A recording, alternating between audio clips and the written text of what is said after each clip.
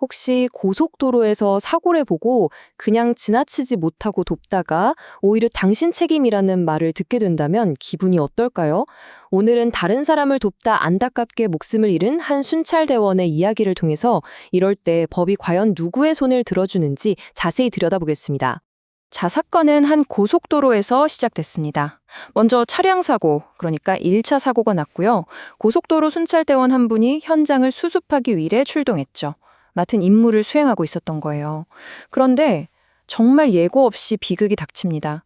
갑자기 다른 차 한 대가 사고 현장을 그대로 덮치면서 돕기 위해 나섰던 이 순찰대원이 목숨을 잃는 2차 사고가 발생하고 만 겁니다. 그런데 이 비극적인 사고 뒤에 정말 예상치 못한 일이 벌어집니다. 가해 운전자의 보험사가 법정에서 아주 충격적인 주장을 꺼내들었거든요.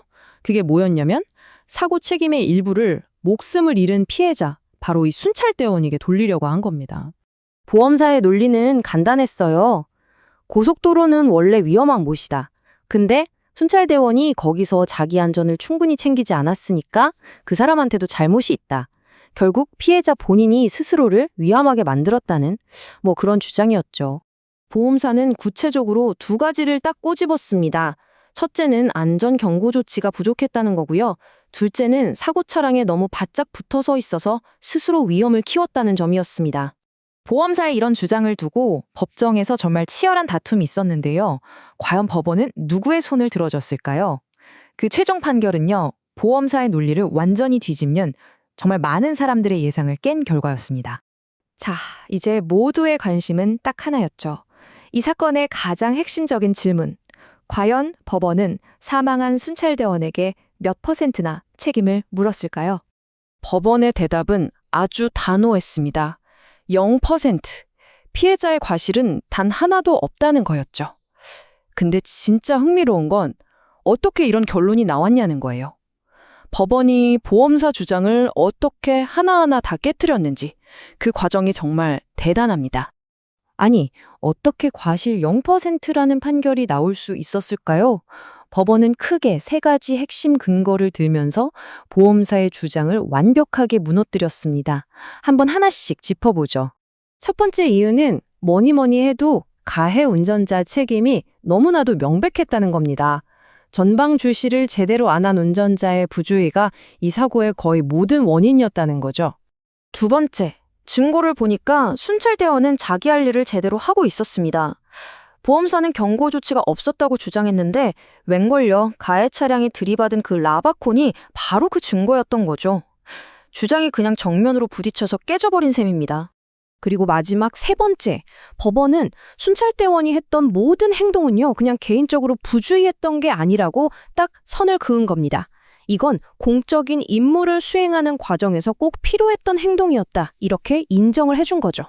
자, 이렇게 가해자 책임이 100%로 정해지니까 이제 남은 건 보상 문제였어요. 참 어려운 문제죠. 남겨진 가족들의 아픔을 어떻게 돈으로 계산할 수 있겠어요? 법원은 과연 한 사람의 생명에 대한 보상액을 어떻게 정했을까요? 배상금 계산 방식은 보통 한 3단계로 진행돼요. 먼저 이 사고가 없었을 때 고인이 앞으로 벌었을 돈, 그러니까 총 손해액을 계산하고요. 그 다음에 유족들이 이미 다른 곳에서 받은 보상금이 있으면 그건 빼야 됐죠?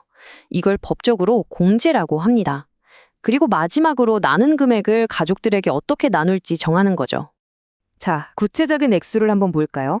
법원이 계산한 재산상 손해액이 대략 3억 5천만 원 정도 됐어요. 여기서 산재보험으로 받은 유족급여 한 2억 원 정도를 뺐고요. 그리고 여기에 가족들이 겪었을 정신적 고통에 대한 위자료로 1억 원을 더했습니다. 그리고 여기서 참 가슴 뭉클한 가족의 결정이 있었습니다. 피해자의 아내분이 본인의 상속받을 권리를 전부 포기한 거예요. 모든 보상금이 세 자녀에게 온전히 돌아갈 수 있도록 배려한 거죠. 그래서 이 모든 계산을 마치고 법원은 보험사한테 세 자녀에게 각각 약 9,180만 원씩 지급하라고 최종 판결을 내린 겁니다. 자, 이 사건은 그냥 한 가족의 안타까운 이야기로 끝나지 않습니다. 이 판결이 사실 비슷한 상황에 처할 수 있는 우리 모두에게 아주 중요한 메시지를 던지고 있거든요.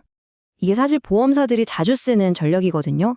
어떻게든 피해자한테도 잘못이 있다고 몰아가서 배상금을 줄이려는 거죠. 근데 여기에 맞서는 가장 강력한 무기가 뭐냐?